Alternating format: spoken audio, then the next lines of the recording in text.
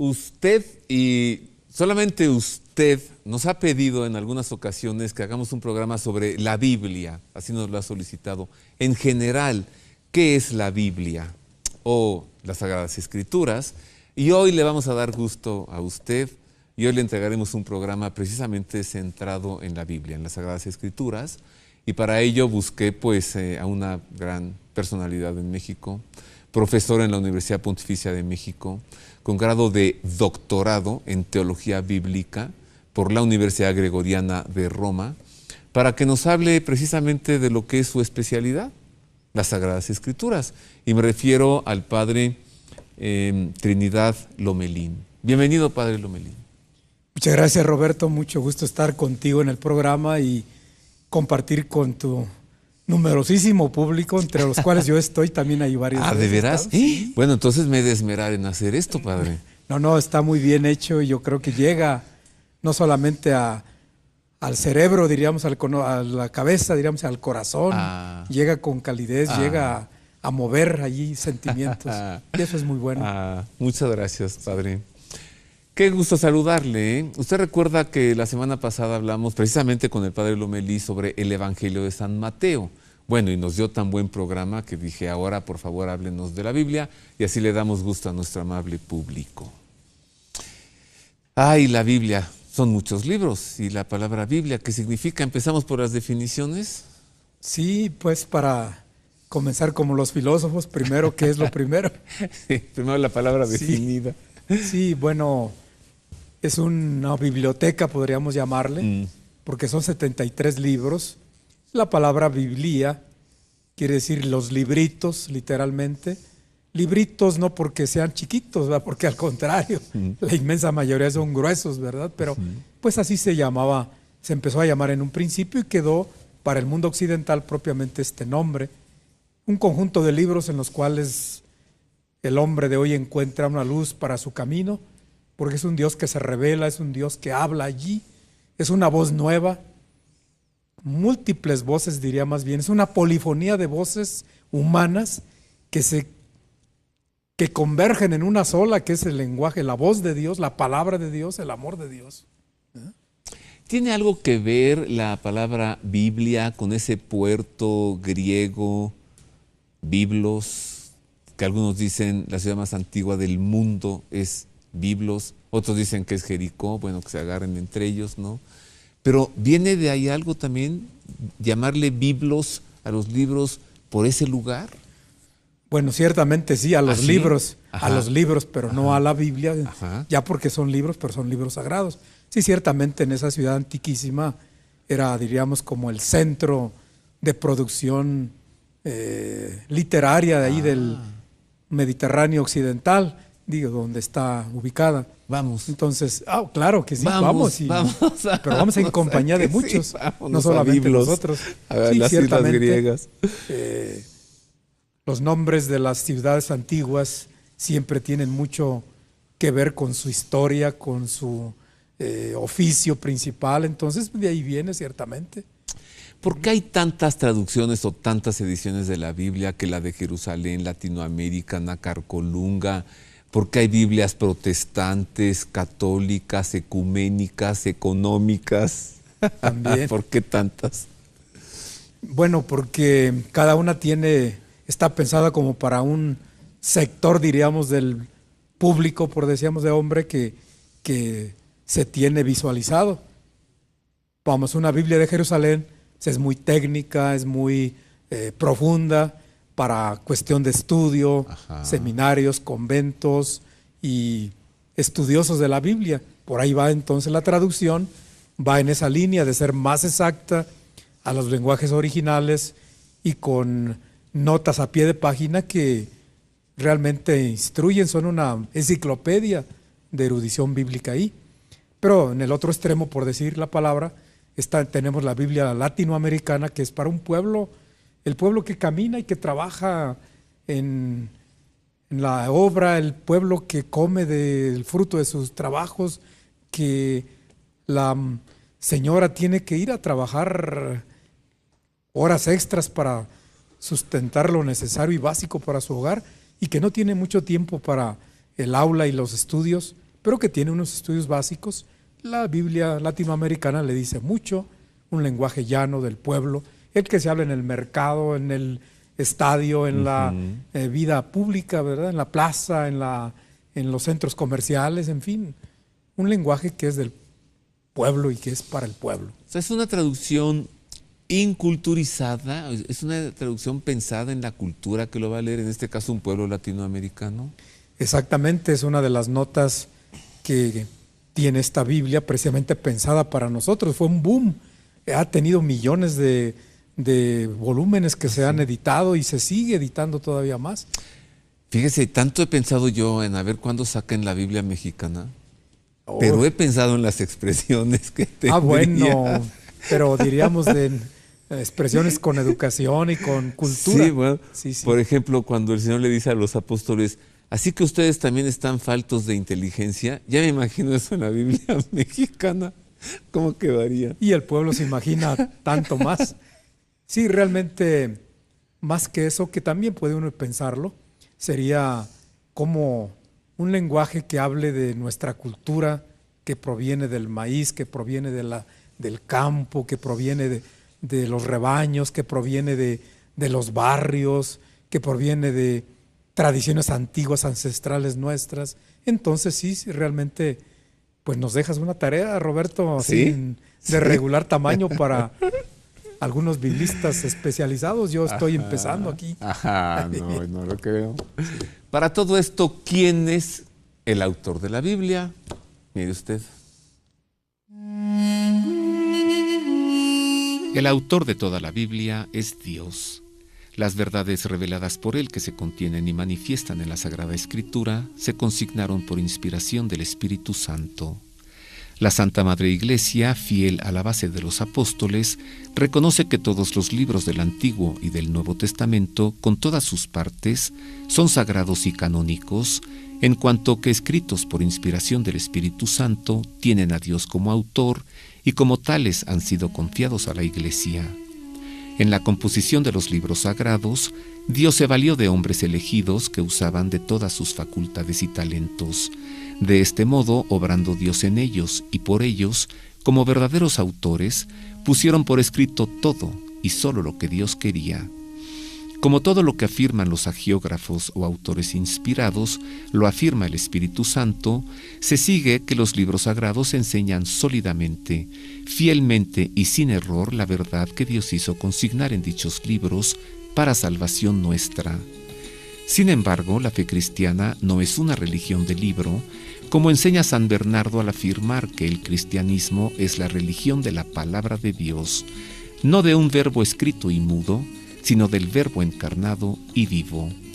Para que las Escrituras no queden en letra muerta, es preciso que Cristo, palabra eterna del Dios vivo, por el Espíritu Santo, nos abra el Espíritu para comprenderlas. O sea, ¿cómo, Padre Lomelí? ¿Cómo es que Dios escribe a través de alguien? Alguien pensará, le lleva la mano. ¿O cómo? Sí, realmente es un hecho maravilloso, como todo un Dios que, pudiendo editar miles de millones de volúmenes en un segundo, lo hace, pero a través de sus hijos, empleando sus carismas, sus habilidades, su preparación misma, su estilo de vida también, que es como una parábola con la cual Él se manifiesta, como en el caso de Amós. Amós, un hombre del campo, un hombre dedicado a los rebaños, que de ahí el Señor lo llama y dice, ve y tú y profetiza. Como el Señor en su infinita bondad nos habla a través de seres hermanos nuestros que comparten con nosotros el sudor, comparten con nosotros ilusiones y esperanzas y las plasman a la luz del Espíritu para una iluminación y para un impulso en este proyecto de reino que la Biblia es la que nos guía por ahí, nos lleva en esa dirección. ¿Cuándo comenzó a escribirse? Bueno, ya la escritura propiamente dicha del Antiguo Testamento, en el siglo X, bajo Salomón, que es un rey que impulsa las artes, la literatura, un un rey sabio, un rey al cual se le atribuyen muchos salmos. Los sapienciales se englobo, pero bueno, no exactamente, pero como es el sabio de los sabios, bueno, se dice Salomón, y bajo él es cuando se comienza allá la escritura, porque antes el pueblo era un pueblo que caminaba de un lugar a otro, seminómada. Ya hasta con el rey David viene la monarquía, se asientan en un territorio, tienen ya tiempo para pensar, para escribir, porque antes era luchar por la vida y el rebaño y que no se termine esta tribu, etcétera, y defenderse de los enemigos. Entonces ya cuando el pueblo es propiamente pueblo, es cuando comienza a escribir algo que ya tenían en la mente, que por tradición lo venían viviendo en los santuarios, en las reuniones familiares. O sea, 1000 años antes de Cristo. Sí. Se escribe, ¿qué se escribe primero? ¿El Génesis? No, el Génesis es de los últimos. Ah, sí. Sí, Ajá. se escribe primeramente, como todo reino humano, crónicas de los reyes, de los reinos. Entonces, cómo es que fue la elección de Saúl, las batallas de David y victorias. Entonces se comienza ese bloque más bien de primer libro de Samuel, uno de los capítulos del 5 al 12 es como la parte más antigua de la que se escribió, diríamos, del Antiguo Testamento. Ujú. Sí. ¿Es cierto que el Pentateuco lo escribió Moisés? Se dice porque es el personaje que lo unifica, es el personaje que en Deuteronomio, por ejemplo, son puros discursos de Moisés. Bueno, pero son discursos kilométricos, Roberto, no son discursitos de media página. 34 capítulos del Deuteronomio, son 3 discursos apenas, Wow. con un código legislativo en el centro del 12 al 24, y dice todo esto es obra de Moisés. Entonces, por cierta extensión de esta figura tan grande de Moisés, y bueno, el Pentateuco es obra de Moisés, pero realmente su redacción definitiva vendría ya bajo Esdras, Nehemías, siglo IV antes de Cristo. ¿Es cierto que los salmos los escribió el rey David, el que cantaba las mañanitas? Como el pueblo lo dice. Sí, realmente, bueno, el rey David fue un lírico, fue un poeta, fue sacerdote, fue guía militar, es polifacético este personaje, cautivante, pero realmente sí tuvo él preocupación por construir el templo, que resonara ahí con la cítara, con el arpa de 10 cuerdas, como están las anotaciones ahí de los salmos del Salterio. Sí se preocupó mucho por el canto. Muchos salmos son atribuidos a él porque pues el Señor lo dotó con ese espíritu, pero hay muchos otros autores anónimos que están ahí también plasmados en sus liras, en sus renglones poéticos que resuman fe y religiosidad del pueblo. ¿Y el Génesis quién lo escribió? Bueno, sabemos que lo escribió el Espíritu Santo, que lo escribe Sí. Dios, ¿no? Pero ¿quién lo pone ya iba a decir en papel, no, en papiro? Por escrito, sí, diríamos. Bueno, realmente, como te he dicho, mucho tiempo y por siglos, las tradiciones fueron orales, de padres a hijos, del más anciano de la tribu, que era verdadera autoridad, se reunían en torno a él las tardes para escuchar. Y mi padre, Abraham, fue un arameo errante que viene de Ur de los Caldeos, dejó patria, terrenos, se desinstaló por la voz de Yahvé que le dice: deja tu patria, tu parentela y ven a la tierra que yo te voy a mostrar.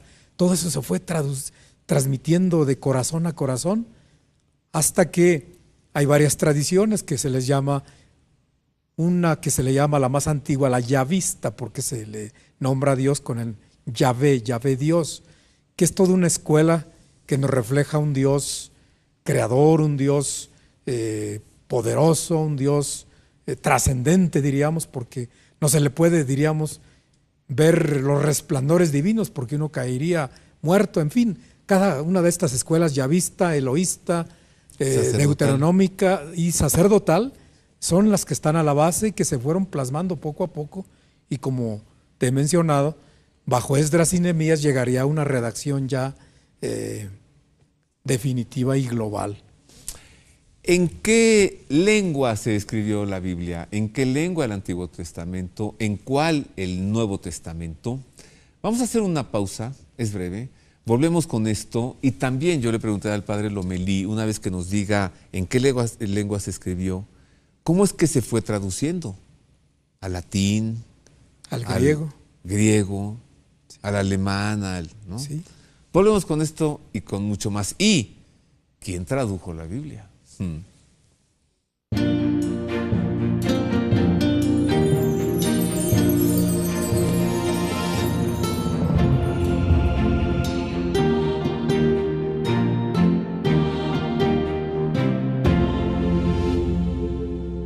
Felicidad es hacerte la sorda por la mañana. Desayunar una sonrisa es tener tu estilo. Esa reacción que hace que tu cuerpo se mueva. Felicidad se escribe con D de delicioso y con S de sabroso. Porque parte de la felicidad es disfrutar los sabores de la vida. Andanza, el aliado que te ayuda en tu tratamiento para el control de peso.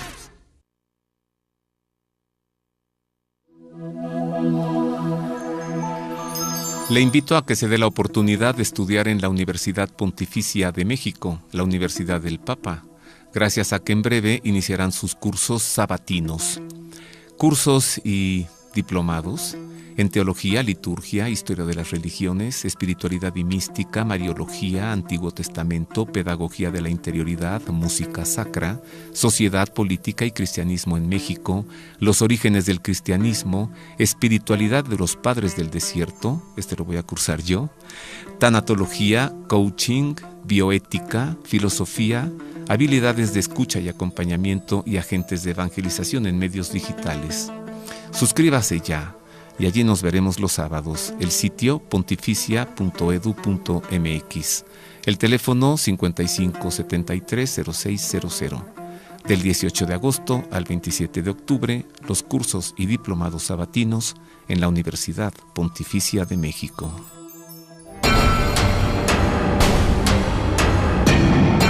Universidad Pontificia de México. Fundada en 1553, es la Universidad del Papa y de los Obispos de México. Licenciaturas en Teología, Filosofía, Derecho Canónico, Derecho Civil y Ciencias Religiosas. Diplomados en Espiritualidad y Mística, Teología, Filosofía, Latín, Hebreo, Griego, Antiguo y Nuevo Testamento, Liturgia y Religiones del Mundo. Taller para grupos litúrgico-musicales. Informes en www.pontificia.edu.mx o al 5573 0600.